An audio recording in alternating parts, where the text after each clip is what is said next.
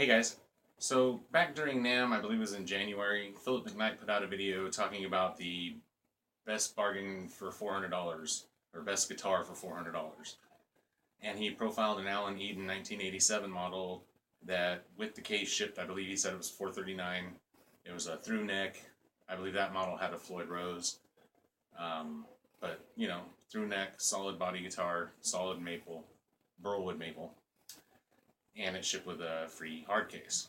So I thought, wow, that's really neat. Looked it up, and sure enough, he was right. They were $419 without the Floyd Rose, and I thought, well, maybe one day I'll grab one of those. That seems like a really good deal. So cut to last week, I noticed on one of the feeds that I was on that the YL model, which is basically the same model featured by Philip McKnight, except in the yellow stain with the maple fretboard, was $50 off for $369. And then there was a 5% off coupon as well. I think it brought it down to like $351 with shipping. So of course I went ahead and ordered it. It arrived very, very quickly. I was real happy with how fast it arrived. Came home quickly to unbox it, and did not get quite what I was expecting. So let's go ahead and take a look at that.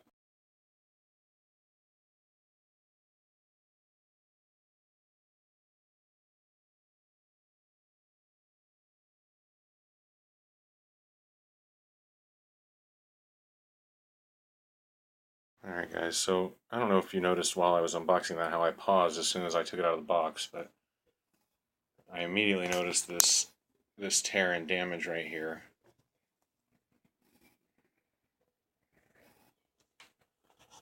There's more right here. It kind of just goes all along the top. First I didn't think, okay, no big deal, but then I really started taking a look at the case, and you can tell this thing was dropped during shipping.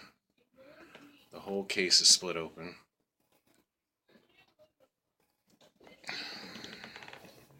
The back of the case is completely discolored and scratched up.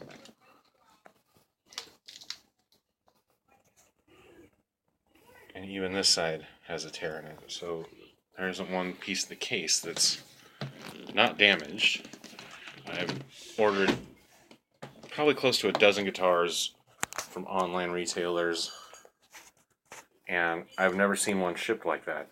They stuck the guitar in the case, stuck the case in a box. There's no padding, there's no foam, there's nothing.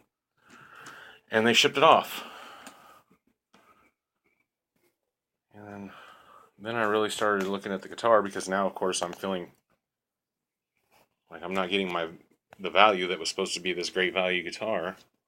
And the first thing I noted, the burled maple was going to, have some pits and be not rough, be rough and not the smoothest finished type of wood, and I was okay with that. However, they didn't even finish the neck or sand the neck. It's rough, and then on top of that, almost every fret is hanging over on both sides. You see where it's discolored right here, where the neck joins the guitar? It didn't even get stain there. I've never seen a neck cut like this. Look at how jagged that is. The wood is not straight on there.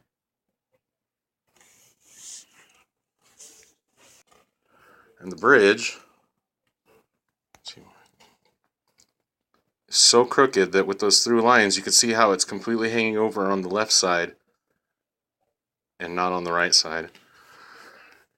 And these inlays, if you want to call them that, are not inlays. These are paint, and there's a lot of overspray on them. They're not diamond shaped. A lot of them they're these oblong paint sprayed. I don't know what you'd call it. You see all that. I mean,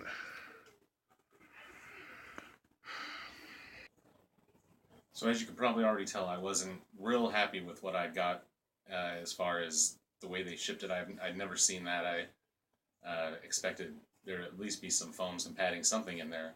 So of course the case was damaged. Then the guitar wasn't quite what I was expecting, didn't quite look like the picture.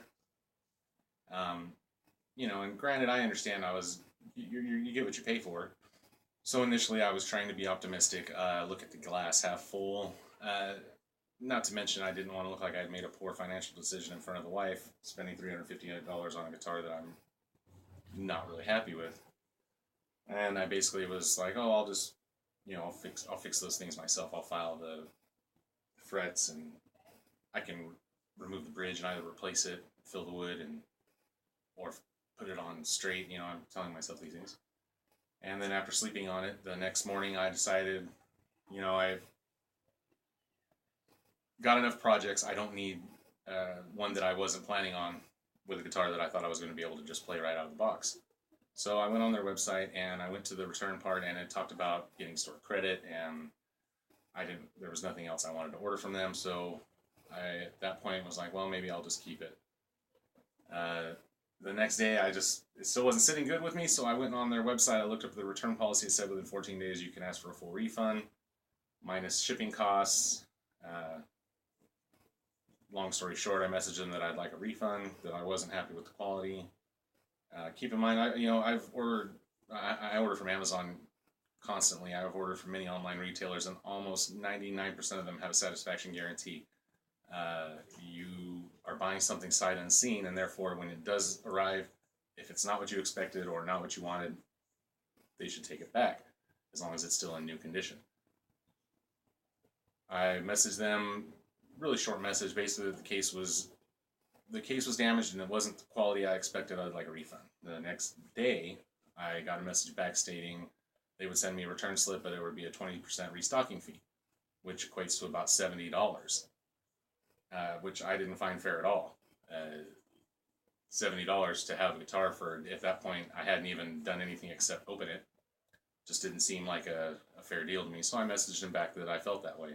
And then I went more in depth with my concerns with the guitar, the frets, the bridge, the rough neck, the things that I felt I was going to have to fix to make it what I expected it was going to be, not to mention the case. Waited another day, was messaged back that the guitar was set up in-house and played perfectly before it left, but because of humidity and other climate changes, that during shipping, frets can shift and cause the problems that I was describing, which I've never heard of. Like I said, I've ordered many, many guitars, and that $79 Black Friday Epiphone special that you can still get normally, I think for like $119, was packaged much, much more delicately. You can look up that unboxing video, and played perfect out of the box. Anyhow, I'm getting sidetracked. The point is, he wasn't going to budge. The 20% restocking fee was not negotiable. If it was just a matter of a damaged case, I could send them that case back, and once they receive it, they'd send me out the one that wasn't damaged. So I replied that essentially their customer service was very lacking, that I can't believe they didn't have any kind of a satisfaction guarantee, that any online retailer should stand behind their product. And now this is going to be my new project guitar. So look for another edition of this sometime down the road. This is, like I said, I've got projects ahead of it, but this is going to be a project guitar, and I will have a video here eventually with the results of what I had to do and exactly what I did.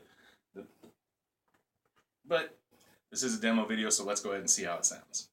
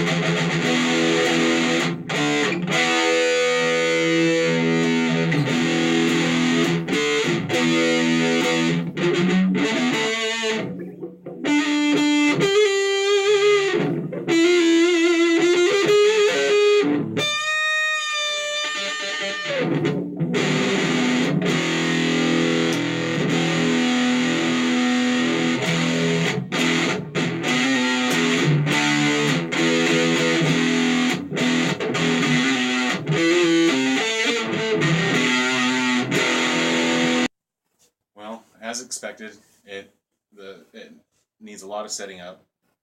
The pickups don't actually sound too bad. They're Wilkinson, and I've actually heard some pretty good things about Wilkinson pickups. I'm probably going to sand the whole. I'm going to take everything off, sand the whole thing down completely, refinish it, fix the bridge, possibly switch out other things. We'll see. We'll see what it ends up being. It is very disappointing because, to be honest with you, this is the makings of a really nice guitar. They have such a nice foundation here that they could have really done something with, and instead they painted on diamond inlays.